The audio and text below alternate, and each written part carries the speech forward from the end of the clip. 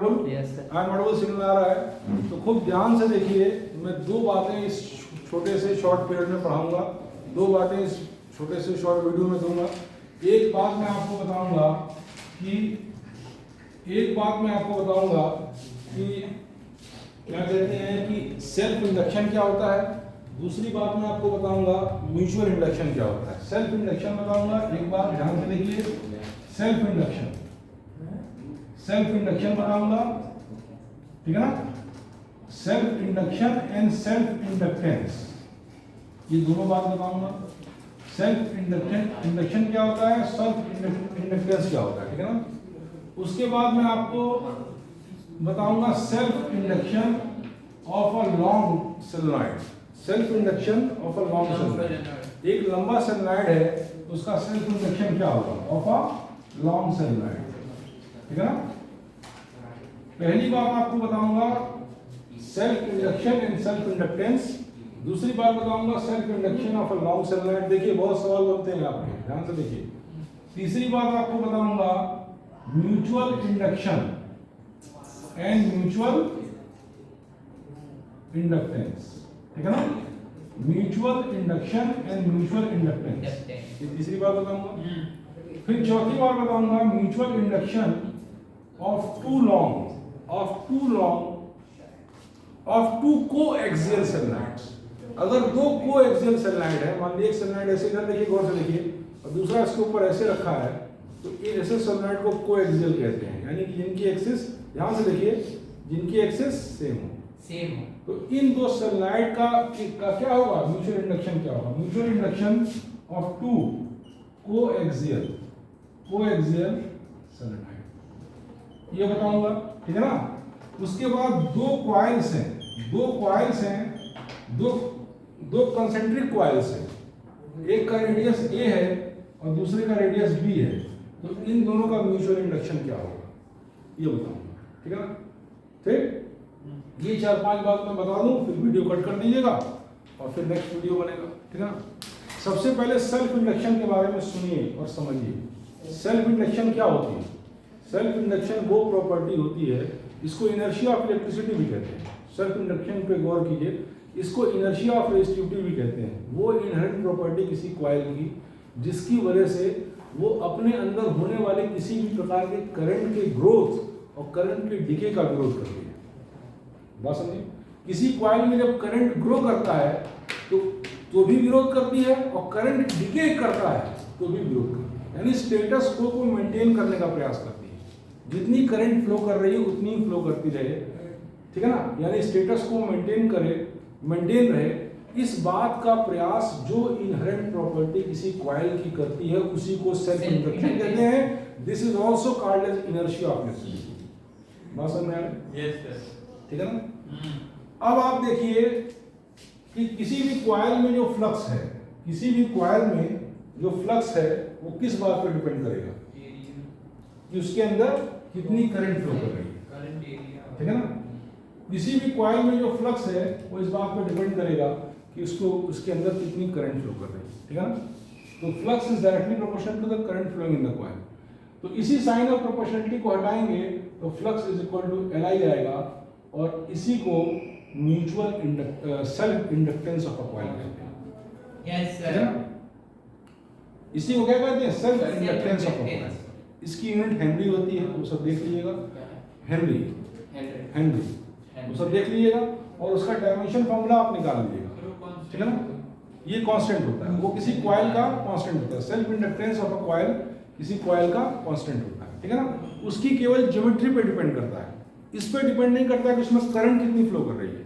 Current कम बेसी करेंगे तो सेल्फ इंडक्टेंस नहीं चेंज करेगा। देखिए ये किसी कॉइल का क्या होता है, कॉइल का, सोलेनॉइड का, या किसी भी मैग्नेटिक डाइपोल का, ये जो सेल्फ इंडक्टेंस जो है ये कांस्टेंट रहता है। ये क्या होता है, ये कांस्टेंट रहता है, केवल ज्योमेट्री पे डिपेंड करता है, ये current flowing in the coil पे डिपेंड नहीं करता है। बस समझे, किसी भी कॉइल में जो फ्लक्स कंटेन कर रहा है वो किस पे डिपेंड करेगा, उसके अंदर जो करंट फ्लो कर रही है। इसी साइन ऑफ प्रोपोर्शनलिटी को हटाएंगे तो फाई बराबर Li आएगा, और L क्या है, self inductance of the coil. और सेल्फ इंडक्शन क्या है, वो इनहेरेंट प्रॉपर्टी जिसकी वजह से कोई भी कॉइल अपने अंदर होने वाले किसी भी प्रकार के करंट के ग्रोथ या डिके का विरोध करता है, यानी स्टेटस को मेंटेन करने का प्रयास करता है। यही काम तो इनर्शिया करती है फिजिकल वर्ल्ड में। फिजिकल वर्ल्ड में यही काम इनर्शिया करती है, रेजिस्टिविटी चेंज। चल रहे हैं चलते रहेंगे, रुके हैं तो रुकते रहेंगे, रुके ही रहेंगे। तो वही प्रॉपर्टी जो है उसको सेल्फ इंडक्शन कहते हैं। और ये सेल्फ इंडक्टेंस है, इसकी यूनिट हैंडी है, डायमेंशन फॉर्मूला आप निकाल लेंगे और यहीं से आप डिफाइन भी कर देंगे कि self inductance of a coil is numerically equal to the flux linked with the coil when the current flowing through the coil is unity. Define कर देंगे कि सब में भी दिक्कत आएगी नहीं, ये बहुत आसान है। ये हो जाएगा ना बड़े आराम से। तो अब आप देखिए जब करंट ग्रो करती है, कैसे करेंगे इसको? Flux linked with the coil when the current flowing through the coil is unity, 5 बराबर Li ऐसे भी कर देंगे, तो देख के डिफाइन कर सकते हैं, ठीक है ना। तो अब आप नेक्स्ट चीज देखिए, एक बात और गौर से देखिए कि जैसे मान लीजिए कोई कॉइल है और उसमें करंट बढ़ रही है, तो जब करंट बढ़ेगी तो क्या होगा, जब करंट बढ़ेगी तो इंड्यूस्ड ईएमएफ इस प्रकार से होगा कि करंट के बढ़ने का विरोध करेगा। अगर करंट ऐसे बढ़ रही है, अगर करंट इस डायरेक्शन में बढ़ रही है तो इंड्यूस करंट इस डायरेक्शन में होगी, ठीक है ना। और करंट जब घटेगी, मान लीजिए करंट घट रही है, ये करंट घट रही है तो इंड्यूस ईएमएफ उसी के डायरेक्शन में। मेरी बात समझ में आ गई? इंड्यूस ईएमएफ या उसकी वजह से जो करंट होगी उसी डायरेक्शन में होगी। तो सेल्फ इंडक्शन समझ गए, वो इनहेरेंट प्रॉपर्टी जिसकी वजह से वो अपने अंदर होने वाले किसी भी प्रकार के परिवर्तन का विरोध करती है। इलेक्ट्रिकल सर्किट में करंट बढ़ रही है तो बढ़ने का विरोध करेगा, घट रही है तो घटने का विरोध करेगा। तो सेल्फ इंडक्शन और सेल्फ इंडक्टेंस समझ गए हैं। अब आप देखिए self inductance of a long solenoid, ये आपके बोर्ड में है, आप चाहें तो इसका फॉर्मूला या बोर्ड में या हर जगह है, एक ही सिलेबस है, ठीक है ना, एक ही सिलेबस। सेल्फ इंडक्टेंस एक बार फिर से बता दीजिए सर। जैसे मान लीजिए किसी भी कॉइल में जो फ्लक्स होगा, वो उसके अंदर बहने वाली करंट पे समझ डायरेक्टली होगा। जितना फ्लक्स है वो किस पे डिपेंड करेगा कि उस कॉइल में कितनी करंट फ्लो कर रही है, ठीक है ना। अब देखिए बेटा दूसरी बात, मैं आपको नेक्स्ट चीज बता रहा हूं कि self induction of a long solenoid, अगर कोई बड़ा सोलेनॉइड है, लॉन्ग सोलेनॉइड है, तो उसका सेल्फ इंडक्शन क्या होगा, ये आपके बोर्ड में इस पे रिलेटेड क्वेश्चन आते हैं। तो मैं बता दूं, self induction of a long solenoid L is equal to mu 0 n square A by L, ये होता है। जहां L होता है length of the solenoid, mu 0 क्या होता है, परमेबिलिटी ऑफ फ्री स्पेस, ठीक है ना। A क्या होता है, एरिया ऑफ क्रॉस सेक्शन में सोलेनॉइड है। सोलेनॉइड है तो ये एरिया ऑफ सोलेनॉइड ऐसे मोटा है तो ये एरिया ऑफ क्रॉस सेक्शन है, ये एरिया ऑफ क्रॉस सेक्शन है, ठीक है ना। और ये लेंथ है, और इतना बड़ा सोलेनॉइड है तो ये लेंथ है। तो L क्या है, लेंथ ऑफ द सोलेनॉइड, ये एरिया ऑफ क्रॉस सेक्शन, और N जो है number of turns in the solenoid, मतलब कितने टर्न्स हैं, number of turn per unit length नहीं है, नंबर ऑफ टर्न पर, देखिए इधर देखिए, number of turn per unit length नहीं, total number of turns in the solenoid. तो self inductance of a long solenoid is equal to mu 0 n square A by L। अगर ये formula आप याद किए हैं तो इसको याद करके भी आप ज़्यादातर न्यूमेरिकल हैंडल कर लेंगे, बहुत से न्यूमेरिकल इस पे आते हैं, ठीक है ना। अब इसका प्रूफ नहीं आएगा, लेकिन हम 2 स्टेप में इसका प्रूफ आपको मोटा मोटा दिखा दे रहे हैं, ठीक है ना। जितना मेरे दिमाग में इसको चलने दिया, हम ये सोच के नहीं कर पाएंगे कि सेल्फ इंडक्टेंस का सिंबल L है, ठीक है ना। तो अब हम इतना सोच के नहीं कर पाएंगे, इतना दे इतना ना दे, जो मेरे दिमाग में फ्लो जहाँ से बन जा रहा है उसको बनने दीजिए, ठीक है ना। और पूरी बात मैं कहूँगा उसके अंदर सारी बात होगी, है ना। तो इसलिए हम बहुत ये कि कट गया वो दिखाइए, उसमें से कितना पोर्शन काट दिया गया, ऐसे नहीं बोल पाएंगे, ठीक है ना। हम पूरा बोलते जाएंगे, सुनते रहिए, उसी में सारी बातें, ठीक है। अब सेल्फ इंडक्टेंस क्या होगा of a long solenoid mu 0 n square A by L। इसको मैं प्रूफ करके 2 स्टेप में दिखा दे रहा हूँ।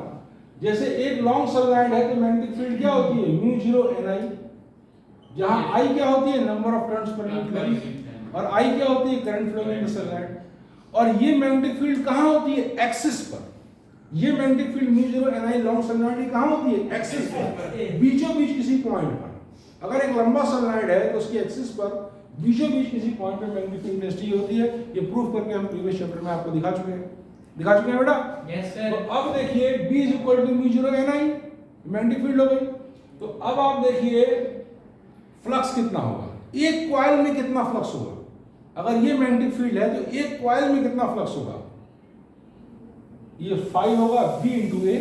फाई क्या होगा, बी इंटू ए। तो बी क्या है, म्यू जीरो एन आई को number of turns per unit length है एन, तो total number of turns upon total length भी कह सकते हैं, ठीक है ना, इनटू आई इनटू ए, ये फ्लक्स होगा। जैसे मान लीजिए इधर देखिए, ये सोलेनॉइड है, मान लीजिए ये मोटा सा सोलेनॉइड है, ये मोटा सा सोलेनॉइड है मान लीजिए। आइए थोड़ा सा बोतल लेके चले आइए भाई, जल्दी जल्दी आइए, देर में आइए, जल्दी से आइए, देर में आइए, फट से आइए, खड़े हो यहाँ, खड़े हो, वीडियो बनना फास्ट है, इधर आइए, खड़े होइए, इसको बढ़िया समझिए। इधर देखिए, ये आपका सोलेनॉइड है, यहाँ ये पकड़िए इसको, ये आपका सोलेनॉइड है, ठीक है ना। स्कूल में तो ये ऐसे करते हैं। अब आप देखिए, इधर देखिए, ये आपका सोलेनॉइड है, ये सोलेनॉइड है, ठीक है। ये इसका एरिया ऑफ क्रॉस सेक्शन है, ये क्या है, एरिया ऑफ क्रॉस सेक्शन, ठीक है ना। मैं अगर इसको आप लॉन्ग सोलेनॉइड एज्यूम करिए, इनफाइनाइट सोलेनॉइड, तो इसके बीचों बीच यहाँ एक्सिस पर किसी पॉइंट पे मैग्नेटिक फील्ड क्या होगी, B equal to mu zero N I होगी, ठीक है ना। तो यहाँ पे जो सर्कुलर टर्न होगा, यहाँ पे जो सर्कुलर टर्न होगा कॉइल का, सोलेनॉइड में क्या होता है, कॉइल ऐसे ऐसे करके लपेटे होते हैं, तो एक कॉइल का जो सर्कुलर टर्न होगा उसका एरिया वेक्टर कहाँ होगा, इस डायरेक्शन में। यस सर, एरिया वेक्टर क्या होगा, इस कॉइल का एरिया वेक्टर क्या होगा इधर, और इसी डायरेक्शन में मैग्नेटिक फील्ड भी होगी। तो एक कॉइल से जाने वाली फ्लक्स क्या होगी, B डॉट ए, और दोनों के बीच एंगल जीरो है। रुक जाइए, एरिया वेक्टर और B के बीच एंगल क्या है, जीरो है, जीरो एंगल है ना। तो टोटल फ्लक्स हो जाएगा B इंटू ए। एक कॉइल से जो टोटल फ्लक्स होगा वो क्या होगा, B इंटू ए, क्योंकि एरिया वेक्टर और B के बीच एंगल क्या है, जीरो। इधर देखिए, तो क्या हो जाएगा, B इंटू ए, एक कॉइल की वजह से। अगर n कॉइल्स हैं, टोटल n कॉइल्स हैं, तो टोटल फ्लक्स कितना होगा, अगर टोटल n कॉइल्स हैं, एक कॉइल से इतना फ्लक्स जा रहा है, तो टोटल फ्लक्स कितना जाएगा, n इंटू एक कॉइल से आने वाला flux, yes sir, n into mu zero N I A upon by है, ये इतना टोटल फ्लक्स हो गया। यस, और फ्लक्स क्या होता है, flux is directly proportional to current. अब इसी को हटाएंगे तो flux is equal to LI, तो ये हो जाएगा mu zero n square I A by L is equal to LI। I cut गया। This implies that self inductance of a long solenoid is mu zero n square A by hence proved। बात समझ में आया? Yes sir. तो इस तरीके से आप देखिए, ये इसका सोलेनॉइड का, एक लॉन्ग सोलेनॉइड का self inductance mu zero n square A by L होगा। ये फॉर्मूला आप याद रखिए। तो अब तो पैटर्न चेंज कर दिया है इस बार, अब तो प्रूफ का सवाल ही नहीं उठता, लेकिन इस प्रूफ में भी इसे जितने प्रूफ्स हैं वो कैसे कैसे क्या निकले ये जानने पर अच्छे सवाल लगाने में आपको मदद मिल जाती है। Yes, अभी आप जब लगाएंगे तो समझेंगे, अभी नहीं समझ रहे। Yes sir. अब यूपी बोर्ड में तो इसको करना ही करना है, तो अभी प्रूफ पूछेगा, ठीक है ना। तो ये self inductance of a long solenoid क्या होगा, mu zero n square A by L। इतनी बात क्लियर है? Yes sir. ऑडिबल हो रहा है? यस समझ आ रहा सर। है? अब देखिए नेक्स्ट चीज देखिए, यहाँ पे L कैसे आया, phi is equal to mu zero n I A upon L। देखिए फाई जो होगा वो क्या होगा, एक कॉइल से जाने वाला फ्लक्स, मैग्नेटिक फील्ड ये है, और एक कॉइल से जाने वाला फ्लक्स होगा magnetic field into area vector. Magnetic field और एरिया वेक्टर का डॉट प्रोडक्ट एक कॉइल से जाने वाला फ्लक्स होगा, और चूंकि एरिया वेक्टर और मैग्नेटिक फील्ड दोनों आपस में पैरेलल है, इस केस में दोनों पैरेलल है, तो उनके बीच एंगल जीरो है। तो B डॉट A क्या होगा, B A cos theta cos 0 1 होता है, तो B इंटू A एक कॉइल से आने वाला फ्लक्स। मान लीजिए n कॉइल है, तो टोटल फ्लक्स इतना हो गया, और टोटल फ्लक्स कितना होगा, directly proportional to current flow. और इस साइन ऑफ प्रोपोर्शनलिटी को हटाएंगे तो सेल्फ इंडक्टेंस, L कहाँ से आया L? अरे इस साइन ऑफ प्रोपोर्शनलिटी को हटाएं, उसके ऊपर सर, उसके ऊपर सेकंड वाला जो इक्वेशन अभी है B के वाले, ये है लेंथ ऑफ द, हाँ ये B क्या है, म्यू जीरो n I, पहले इसको देखिए, पहले से बताया जा चुका है। n क्या है, number of turns per unit length. तो टोटल नंबर ऑफ टर्न्स अगर n मानिए तो number of turns per unit length n by L हो जाएगा। ये सब बात पहले बताई है, प्रीवियस इंफॉर्मेशन से रिलेट करते हुए चलिए। एक सीरीज बनाते हुए चलिए, एक बात भी दाएं बाएं नहीं होगी, ठीक है ना। तो इस तरीके से क्या हो गया, सेल्फ इंडक्टेंस क्या हो गया, mu 0 n square A by L. ये लॉन्ग सोलेनॉइड का सेल्फ इंडक्टेंस आपके सिलेबस में है। Yes, sir. अब मैंने सेल्फ इंडक्टेंस क्या होता है ये समझा दिया, इसको इनर्शिया ऑफ इलेक्ट्रिसिटी क्यों कहते हैं ये समझा दिया, और self inductance of a long solenoid कैसे निकलेगा ये बता दिया। तीनों आपके सिलेबस में है, तो ये पार्ट आपका खत्म हो गया, ये पार्ट आपका खत्म हो गया। अब दो पार्ट में आपको और बता दूं, और फिर उसके बाद वीडियो क्लोज करिए, फिर उसके बाद एक वीडियो और बना दूं और मामला खत्म हो जाएगा, ठीक है ना। अब नेक्स्ट चीज देखिए, इधर देखिए, धीरे से जाएगा, बंद कर धीरे से। अब मैं आपको म्यूचुअल इंडक्शन बता रहा हूं, क्या बता रहा हूं, म्यूचुअल इंडक्शन, ठीक है ना, समझ रहे हैं। तो म्यूचुअल इंडक्शन समझा रहा हूं, खूब गौर से देखिए ऐसा है, म्यूचुअल इंडक्शन क्या होता है, चाहिए एक बार बंद कर दीजिए। म्यूचुअल इंडक्शन क्या होता है, गौर से आप लोग सुनिए, ध्यान दीजिए बात को। अब इसी में टाइम वेस्ट, थोड़ी देर टाइम वेस्ट करता है, अगर मोबाइल नहीं करिए, बाकी कोई मोबाइल ठोके देखिए ऐसा है कि म्यूचुअल इंडक्शन क्या है मैं ये समझाने जा रहा हूँ, ठीक है ना। म्यूचुअल इंडक्शन वो प्रोसेस है जिसमें दूसरे कॉइल में करंट चेंज करने से किसी नियर बाई कॉइल में ईएमएफ जनरेट होता है। Yes, sir. करेले को देख के करेला रंग बदलता है, खरबूजे को देखकर। जब हम लोग पढ़ते थे तो हमारे टीचर पहली बार यही बताए थे, खरबूजे को देख के खरबूजा रंग बदलता है, वो समझिए। जैसे एक कॉइल है, उसको बंद कर दिएगा, एक कॉइल है उसमें करंट चेंज कर रहे हैं, तो उसके पास में जो कॉइल है उसमें जो ईएमएफ इंड्यूस होगा उस प्रोसेस को म्यूचुअल इंडक्शन कहते हैं। उसमें करंट दूसरे कॉइल में चेंज हो रहा है, लेकिन एक कॉइल में करंट चेंज हो रहा है, वो एक कॉइल है इसमें करंट चेंज हो रहा है, उसके पास एक और कॉइल रखा है, तो जब इसमें कॉइल चेंज हो रहा है तो इसकी मैग्नेटिक फील्ड चेंज हो रही है, इसकी मैग्नेटिक फील्ड चेंज हो रही है, तो उससे जस्ट सटा हुआ एक और कॉइल रखा है, तो ये कॉइल जिसमें कोई भी करंट नहीं फ्लो कर रहा उसमें भी मैग्नेटिक फील्ड चेंज हो रही है, तो उसका भी फ्लक्स चेंज हो रहा है, तो उसमें भी ईएमएफ जनरेट हो रहा है।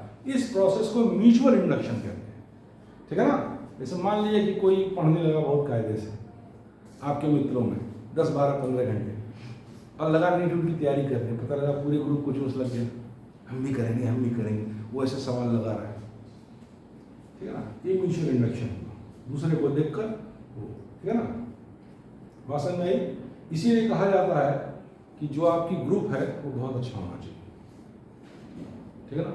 इस एज में, हमारी एज में तो हम लोग किसी भी ग्रुप में रहेंगे वो एडजस्ट कर जाएंगे, क्योंकि हम लोग हर तरह की बात जान चुके हैं, मतलब ज़्यादातर तरह की बात, पूरी तरह की बात तो कोई नहीं जान सकता, लेकिन अनुभव से काफ़ी बातें जान चुके हैं। लेकिन इस एज में एक अच्छा ग्रुप होना बहुत ज़रूरी है। वो ग्रुप जहाँ जाता है आदमी वहीं चला जाता है, या आप एकदम अकेले रहिए, आइसोलेट रहिए, तो उसके भी फायदे नुकसान हैं, ठीक है ना। कई बार आप जब डाउन होते हैं तो ग्रुप आपको ढकेलता है, ग्रुप के साथ जो आप टाइम दिए रहते हैं, तो कई बार आप जब डाउन जाते हैं तो ग्रुप ढकेल देता है, और कई बार ग्रुप आपका टाइम खींचता भी, डिपेंड करता है, ठीक है ना। तो अब आप देखिए, मैं आपको म्यूचुअल इंडक्शन बता रहा हूँ और म्यूचुअल इंडक्टेंस समझा रहा हूँ। म्यूचुअल इंडक्शन और म्यूचुअल इंडक्टेंस, गौर से देखिए। म्यूचुअल इंडक्शन क्या होता है, खरबूजे को देख के खरबूजा रंग बदलता है। दो कॉइल मान लीजिए आसपास रखे हैं, मान लीजिए दो कॉइल हैं, अच्छे से देखिए, मान लीजिए दो कॉइल हैं और ये दोनों कॉइल आसपास रखे हैं, एक कॉइल ये है, ठीक, और दूसरा कॉइल ये है, एकदम आसपास रखे हैं, एकदम आसपास रखे हैं। अब इनमें आपने करंट को वेरी कराया, इनमें आपने करंट को वेरी कराया, इसमें कुछ नहीं हो रहा है। सेल्फ इंडक्शन में तो उसी कॉइल में करंट चेंज कर रही थी, तो उसी कॉइल में चेंज कर रही थी, तो अपने अंदर होने वाले परिवर्तन का वो विरोध कर रहा था, नहीं, इनर्शिया ऑफ इलेक्ट्रिसिटी। लेकिन म्यूचुअल इंडक्शन में इसमें हो रहा है, तो इसमें भी एक इंड्यूस्ड ईएमएफ होगा, जो इंड्यूस्ड ईएमएफ इस प्रकार से होगा कि अपने अंदर होने वाले फ्लक्स के चेंज का अपोज करेगा। लेंस लॉ हर जगह लगेगा, अभी फैकाल्ट्स करंट भी पढ़ाएंगे इसके बाद, तो उसमें भी लेंस लॉ लगेगा। जो भी ईएमएफ इंड्यूस होगा इलेक्ट्रोमैग्नेटिक इंडक्शन से, वो अपने खुद को प्रोड्यूस करने वाले कॉज का ही विरोध करते हुए होगा। बात समझ में आई? तो इसमें जब हम करंट फ्लो कराएंगे तो नियर बाय कॉइल में भी एक ईएमएफ इंड्यूस होगा और वो ईएमएफ जो इंड्यूस होगा उस ये ईएमएफ इंड्यूस होने के प्रोसेस को म्यूचुअल इंडक्शन कहते हैं। अब इसका एक प्रोपोर्शनलिटी कांस्टेंट भी होता है, जैसे वहां सेल्फ इंडक्टेंस था, यहाँ म्यूचुअल इंडक्टेंस है। म्यूचुअल इंडक्टेंस करंट फ्लोइंग पर डिपेंड नहीं करेगा। म्यूचुअल इंडक्टेंस केवल इस बात पर डिपेंड करेगा कि दोनों कॉइल्स किस तरीके से रखे हुए हैं और दोनों कॉइल्स का सेल्फ इंडक्टेंस क्या है, दोनों कॉइल्स का सेल्फ इंडक्टेंस क्या है और दोनों कॉइल्स का ओरिएंटेशन क्या है, इस पर डिपेंड करेगा। अभी हम आगे आपको कपलिंग फैक्टर और वो सब समझाएंगे, तो ये सब बातें एकदम आसानी से आपको एकदम ऑब्वियस लगने लगेंगे, ठीक है ना। तो अब आप देखिए, मैं आपसे बता रहा हूं, इस पर डिपेंड करेगा कि दोनों कॉइल का खुद का भी तो कुछ सेल्फ इंडक्टेंस होगा, खुद की भी तो कुछ इनर्शिया ऑफ इलेक्ट्रिसिटी होगी, लेकिन इन दोनों का जो म्यूचुअल इंडक्टेंस होगा वो डिपेंड करेगा कि दोनों का सेल्फ इंडक्टेंस क्या है और साथ में दोनों का कपलिंग फैक्टर क्या है, किस तरह से कॉइल्स अरेंज हैं, इन बात पर डिपेंड करेगा। अगर इसमें से जाने वाला फ्लक्स 100% इसमें से जाता है, इसका मतलब कपलिंग फैक्टर 1 है, क्योंकि कपलिंग फैक्टर इसके बाद बताएंगे। अगर ऐसा है तो इन दोनों का म्यूचुअल इंडक्टेंस होगा √L1L2। अगर ऐसा है तो इन दोनों का म्यूचुअल इंडक्टेंस होगा √L1L2, ठीक है ना। और ऐसा नहीं है, कपलिंग फैक्टर होता है के 0 से लेके 1 के बीच होता है। अगर कपलिंग फैक्टर परफेक्ट होता है, परफेक्ट का मतलब जो फ्लक्स इसमें है वही फ्लक्स इसमें है, एब्सोल्यूट वही फ्लक्स है। जैसे कोएक्सियल दो कॉइल्स हैं, तो जितना फ्लक्स इसमें है उतना ही फ्लक्स इसमें है। अगर एब्सोल्यूट कपलिंग फैक्टर 1 हो जाएगा तो म्यूचुअल इंडक्टेंस ऐसे होता है, और नहीं तो म्यूचुअल इंडक्टेंस होता है k√L1L2। बात समझ, जहां k होता है कपलिंग फैक्टर, ठीक है ना, और k की वैल्यू 0 से 1 के बीच होती है, ठीक है ना। इस केस में अगर हम k की वैल्यू 1 माने तो म्यूचुअल इंडक्टेंस इन दोनों कॉइल का √L1L2। बात समझ आई। खैर उस बात को हम बाद में डिटेल में पढ़ाएंगे, अभी आप काम भर की बात देख लीजिए। म्यूचुअल इंडक्शन क्या प्रोसेस है ये आप समझ लें। म्यूचुअल इंडक्शन होता क्या है, खरबूजे को देखिए खरबूजा रंग बनता है, वही म्यूचुअल इंडक्शन है। अरे करंट इसमें चेंज किए, इसका फ्लक्स चेंज किया, इससे एकदम सटा हुआ है तो उसमें भी फ्लक्स चेंज किया, उसमें भी फ्लक्स चेंज किया तो उसमें ईएमएफ जनरेट हुआ, और इस तरह से जो ईएमएफ जनरेट हुआ, इस प्रोसेस को म्यूचुअल इंडक्शन कहते हैं, ठीक है। बात समझ में आ गई। तो अब देखिए, अगर इसमें फ्लक्स, इसको कॉइल 1 मानिए, इसको कॉइल 2 मानिए, इसको कॉइल 1 मानिए और इसको कॉइल 2 मानिए। बात समझ आ रही। अगर फर्स्ट कॉइल में करंट I1 है, अगर फर्स्ट कॉइल में करंट I1 है और सेकंड कॉइल में फ्लक्स ∅2 है, और सेकंड कॉइल में फ्लक्स ∅2 है और फर्स्ट कॉइल में करंट I1 है, तो ∅2 is directly proportional to the current in the first coil. कोई दूसरा है? अगर इसमें फ्लक्स ∅2 है, इसमें करंट I1 है, तो ∅2 is directly proportional to the current in the first coil. कोई दूसरा है? इसी साइन ऑफ प्रोपोर्शनलिटी को हटाएंगे तो ∅2 बराबर mutual inductance of 1 and 2 into I1 है। बात समझ में आ गई? Yes sir. म्यूचुअल इंडक्शन केवल दोनों कॉइल्स की ज्योमेट्री पे डिपेंड करता है, दोनों कॉइल्स के ओरिएंटेशन पे डिपेंड करता है, दोनों कॉइल्स के सेल्फ इंडक्टेंस पे डिपेंड करता है, current flowing in the first या सेकंड कॉइल पे डिपेंड नहीं करता है। इतनी बात समझ में आ गई? इतनी बात समझ में आ गई? ये दो कॉइल्स की रिलेटिव प्रॉपर्टी है। इतनी बात समझ में? सर M12 कपलिंग फैक्टर है। M12 कपलिंग, ये mutual induction of first and second. Coupling factor यहाँ है K, ठीक है ना। कपलिंग फैक्टर यानी किस तरीके से कॉइल्स को रखा। कपलिंग फैक्टर भी 2 मिनट छेड़ दिया है तो सुन लीजिए। देखिए, कपलिंग फैक्टर मतलब किस तरह से कॉइल्स को हमने रखा है। अगर कॉइल्स को इस प्रकार से रखा है कि सारा फ्लक्स इसमें से जो है वही 100% फ्लक्स इसमें ट्रांसफर होता है, तो कपलिंग फैक्टर 1 होगा। उसको आइडियल कपलिंग कहेंगे। आइडियल कपलिंग अक्सर नहीं होती है। अगर आइडियल कपलिंग है तो दोनों का फ्लक्स बराबर K बराबर 1, और ऐसे कैसे म्यूचुअल इंडक्टेंस केवल उनके सेल्फ इंडक्टेंस के √L1L2 पे डिपेंड करेगा, ठीक है ना।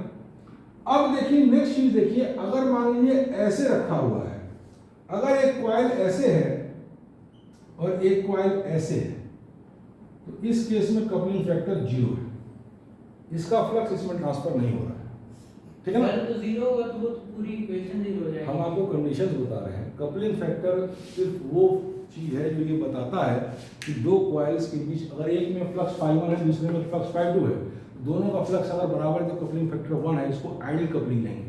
आइडियल कपलिंग की एग्जांपल दें, जैसे मान लीजिए कि ये आपका कोई कॉइल है, ये कोई कॉइल है, इससे कोएक्सियल एक और कॉइल है एकदम सटा हुआ, तो कपलिंग फैक्टर 1 है, ठीक है। लेकिन इस तरह से दो कॉइल रखे हैं तो कपलिंग फैक्टर 0 है, ये फ्लक्स ट्रांसफर नहीं कर पा रहा है। इधर देखिए फ्लक्स ट्रांसफर नहीं कर पा रहा है।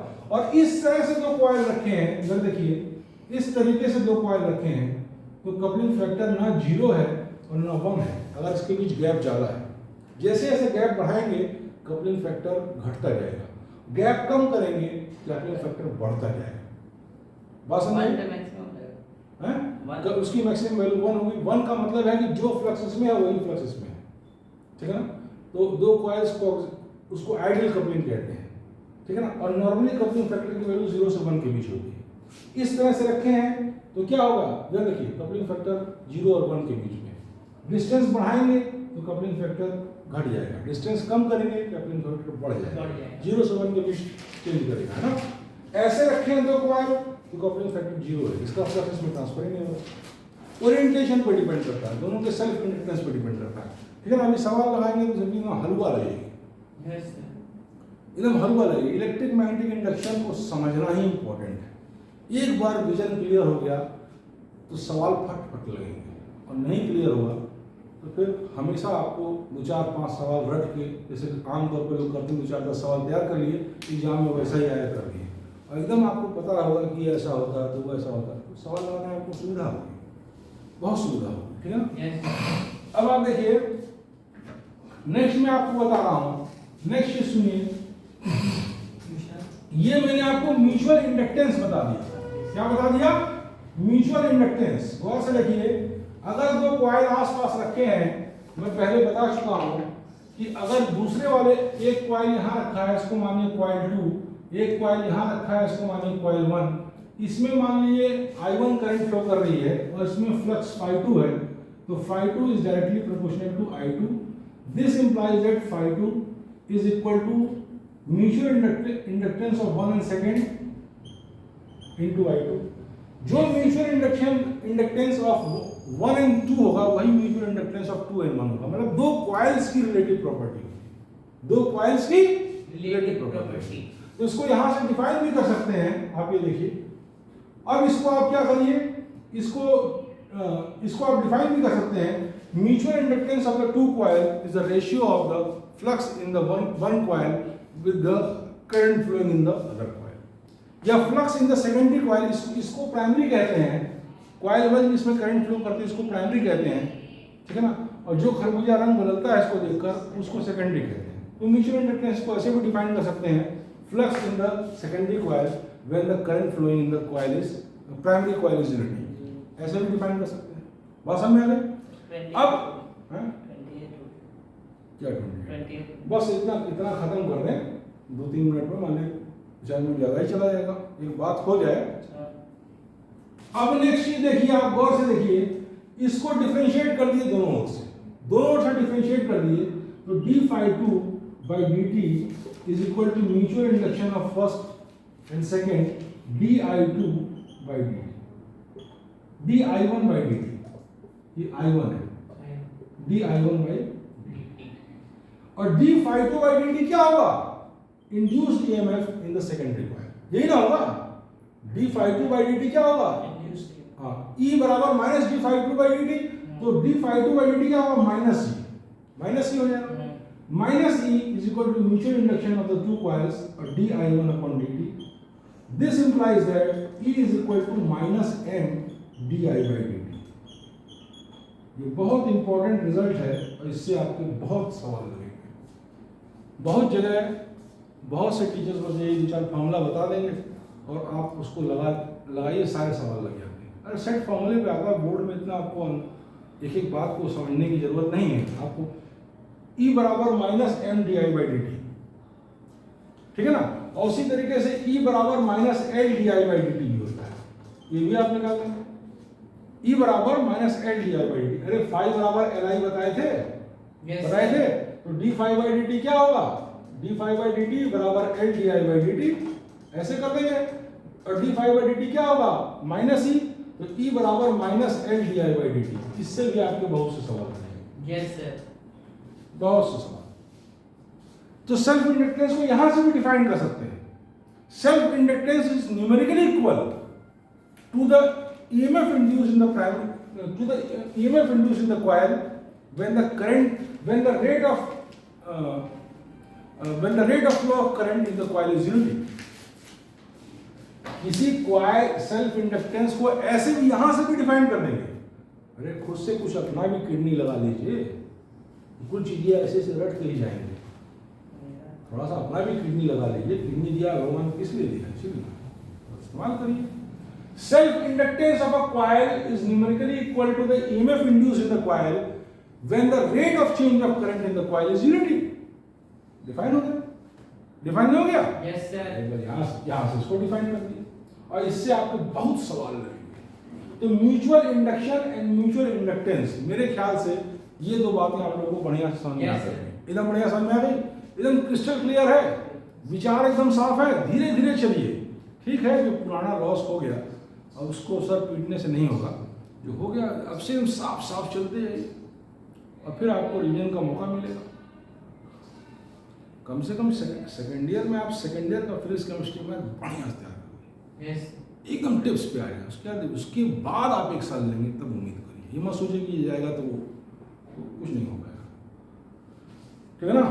तो इतना करना पड़ेगा। तो अब आप देखिए mutual induction and mutual inductance, ये दो बात समझ में आ गई, यस सर। ये दिमाग में आ गया। अब आप नेक्स्ट देखिए mutual inductance of two coaxial solenoid and mutual inductance of two concentric coils. इसको आप देखिए, कंसेंट्रिक मतलब जैसे दो कंसेंट्रिक मतलब जिनका सेंटर सेम हो। अगर मान लीजिए दो सर्कुलर कॉइल्स हैं, उनका सेंटर सेम है, तो इनको क्या कहेंगे, कंसेंट्रिक कॉइल्स।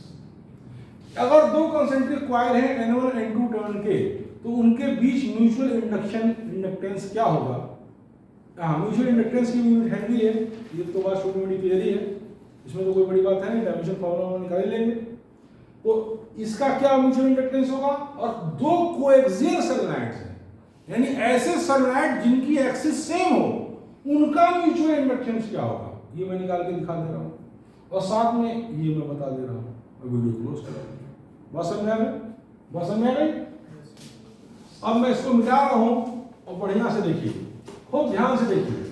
अगर दो सोलेनॉइड हैं, अगर दो सोलेनॉइड हैं और वो सोलेनॉइड कोएक्सियल हैं, अगर दो सोलेनॉइड हैं और वो सोलेनॉइड कोएक्सियल हैं, देखिए ध्यान से देखिए भाई, देखिए इस फॉर्मूले को याद करने का मैं तरीका बता दे रहा हूं कि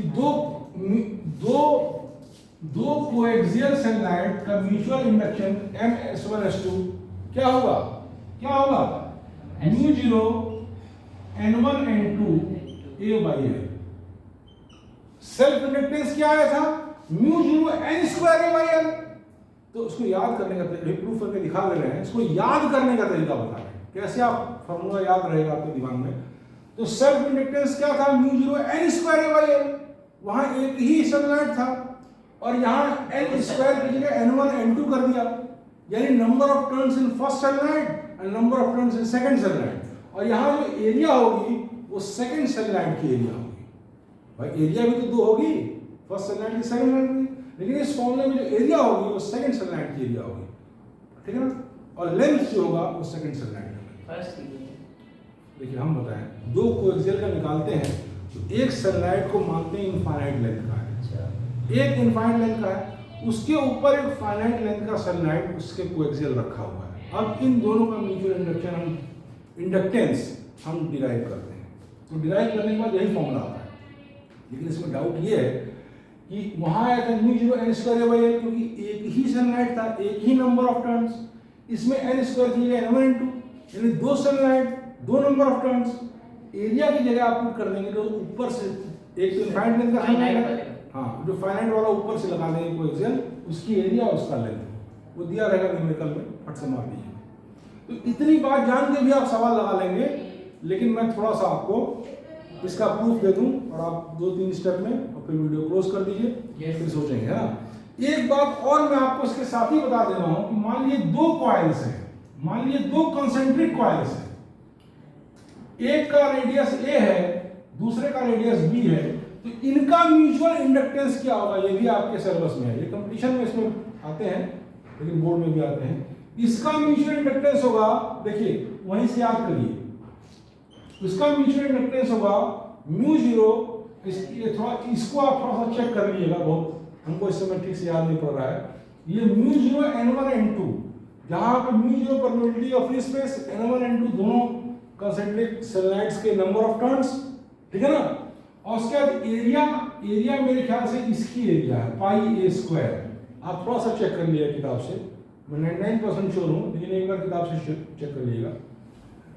इनका जो म्यूचुअल इंडक्टेंस फॉर्मूला याद करने का तरीका बता रहा हूं, म्यू जीरो तो वही चल रहेगा, n1 n2 मतलब इसके नंबर ऑफ टर्न्स, इसके number of turns, area pi A square छोटे वाले की अपॉन ट्वाइस बी, यानी बी बड़े वाले का, ये होगा म्यूचुअल इंडक्टेंस। इस फॉर्मूले को एक बार आप चेक कर लीजिएगा, मैं 99% श्योर हूं लेकिन फिर भी चेक कर लीजिएगा, है ना। यहाँ पे हम लोग क्यों दूसरे का एरिया नहीं लेते, यहाँ पे तो इनफाइनाइट नहीं है ना।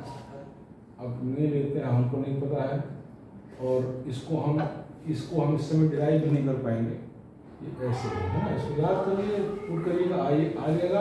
ये आपके सिलेबस में है, ये शायद आपके बोर्ड के सिलेबस में नहीं है संभवतः 99%, लेकिन इससे सवाल बनते हैं, ठीक है ना। इसको याद कर लिए, फॉर्मूला देख लीजिए, सवाल ठीक है ना। अब नेक्स्ट चीज देखिए, मैं आपको दिखा रहा हूं कि mutual inductance of two coaxial solenoid इतना कैसे आता है। इतनी ही बात देख लीजिए और इस वीडियो को आप क्लोज करिए, फिर अगली कहानी बाद में, ठीक है ना। मैं आपको बता रहा हूँ, खूब इत्मीनान से देखिए, खूब मजे से देखिए, खूब इंजॉय करके देखिए।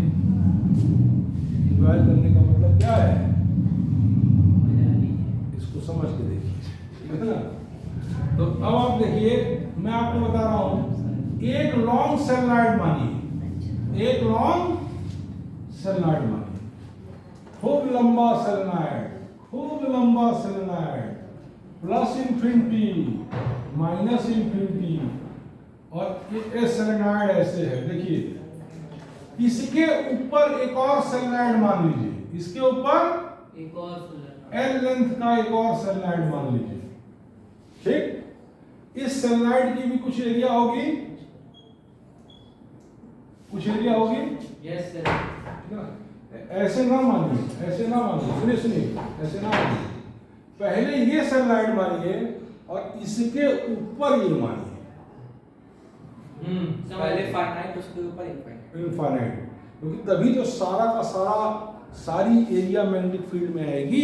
यस सर, जैसे मान लीजिए इसके ऊपर इसको मान लेंगे तो क्या होगा, इसकी कई एरिया इस मैग्नेटिक फील्ड में नहीं आएगी। जरा ध्यान से देखिए, तो फ्लक्स कैसे पूरी एरिया ले पाएंगे भाई। मान लीजिए इसके ऊपर मान लेंगे तो थोड़ी ही एरिया में मैग्नेटिक फील्ड में आ रही है ना, सब नहीं आ रही है। तो पहले आप फाइनाइट मानिए, ठीक है ना, हाँ, और उसके ऊपर इनफाइनाइट सेलेनाइड, ठीक है ना। पहले फाइनाइट सेलेनाइड, फर्स्ट वाले को फाइनाइट मानेंगे, हाँ फर्स्ट को मतलब जो वही वाला बॉक्स है उसको हम लोग इन दोनों के बीच में बना दिया। हाँ, इन दोनों के बीच में बनाएंगे, इसके ऊपर वो इनफाइनाइट वाला है, तभी तो बॉक्स की तभी तो अंदर वाला जो सेलेनाइड है उसकी हर एरिया जो है पूरी मैग्नेटिक फील्ड में आएगी, ठीक है। तो इतना आप कर लीजिएगा। मैं आपको बता रहा हूँ, इनफाइनाइट सेलेनाइड की वजह से मैग्नेटिक फील्ड कितनी होगी, म्यू जीरो एन आई, जहाँ एन क्या है, number of turns per unit length, N by L I कर दिया मैंने, ये पहले हम आपको डिराइव करके दिखा चुके हैं, समझा चुके हैं प्रीवियस चैप्टर में, एम्पियर्स सेकेंड लॉ की मदद से, ठीक है ना। तो अब मान लीजिए ये जो फाइनाइट सेलेनाइड है उसके ये इनफाइनाइट के बीचों बीच कहीं रखा है, तो उसके सारी एरिया में मैग्नेटिक फील्ड जो होगी वो कांस्टेंट रहेगी, कांस्टेंट मैग्नेटिक फील्ड रहेगी। तो उस फाइनाइट सेलेनाइड के एक टर्न से जो फ्लक्स जाएगा वो mu zero N by L I into area of the finite solenoid, ये है, ठीक है।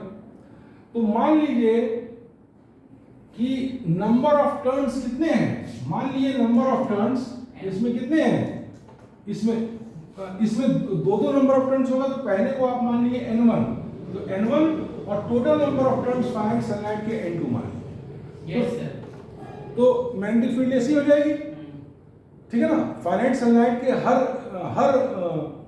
सर्कुलर क्रॉस सेक्शन में मैग्नेटिक फील्ड ऐसी रहेगी, तो मैग्नेटिक सैटेलाइट के हर सर्कुलर क्रॉस सेक्शन में फाई जो होगा वो ऐसा हो जाएगा। और मान लीजिए कि उसमें n नंबर ऑफ टर्न्स है, मान लीजिए उसमें इनटू एरिया हो गया, और फिर क्या हुआ, उसमें मान लीजिए n नंबर ऑफ टर्न्स है, ठीक है, तो टोटल फ्लक्स कितना हो गया, ये तो गड़बड़ा रहा है, फ्लक्स बराबर ये तो 2 बार n1 n2 आ जा रहा है, क्या गड़बड़ कर रहे हैं, रुकिए अरे यार देखिएगा, दरअसल टाइम से जो है एक बार बुक अपडेट भी करना चाहिए, हमारा सब मेमोरी बेस चलता रहता है, गलत नहीं होता है, ये भी कॉन्फिडेंस है, ये भी कॉन्फिडेंस, सब मेमोरी बेस चलता है, शाम का भी इधर भी बस खड़े हो गए बोलना शुरू कर दिए। तो देखिए अभी आ जाएगा, गौर से देखिए मैग्नेटिक फील्ड क्या होगी इनफाइनाइट सैटेलाइट की वजह से, μ0 ni, ठीक है ना, n को number of turns per unit length कितना कर देंगे, टोटल नंबर ऑफ टर्न्स मान लीजिए n1 है बाई l इंटू l, ठीक है ना। अब फाइनाइट लेंथ के सैटेलाइट से एक टर्न से जो फ्लक्स जाएगा वो कितना होगा, वो कितना हो जाएगा, μ0 n1 by l into i into area, ये n1 नहीं होगा, ये एरिया होगा, हाँ ये एरिया होगा, प्लस कितना होगा b इंटू एरिया। सर इसमें टोटल नंबर ऑफ टर्न्स है, अभी बता रहे हैं ना, एक टर्न से जाएगा एरिया होगा, वो हम इंटू पुट कर दिए थे, कैलकुलेशन मिस्टेक हो गई थी। सर हाँ सर बाहर जाइए, धीरे से बंद कर दीजिएगा, ठीक है ना, जाइए। तो ये क्या होगा, फ्लक्स कितना होगा, μ0 n1 by l i into A, ठीक। अब देखिए टोटल फ्लक्स कितना जाएगा, टोटल फ्लक्स जाएगा μ0 n1 i a by l number of turns in finite satellite, total flux जाएगा, और टोटल फ्लक्स बराबर कितना होगा, mutual inductance of first and second into current flowing in first, तो करंट फ्लोइंग इन फर्स्ट ये cut गया, तो mutual inductance S1 S2 कितना आ गया, μ0 n1 n2 इनटू a, भैया सर a भी रहेगा, हाँ a भी रहेगा, μ0 n1 n2 a by l, तो उसमें क्या था, self inductance μ0 n square a by l, तो n स्क्वायर की n1 n2 हो जाएगा, वो आपका न्यूमेरिकल में दिया रहेगा, a बाई l हो जाएगा, और इस तरह से आपका आएगा, कट कर दिया, ठीक है।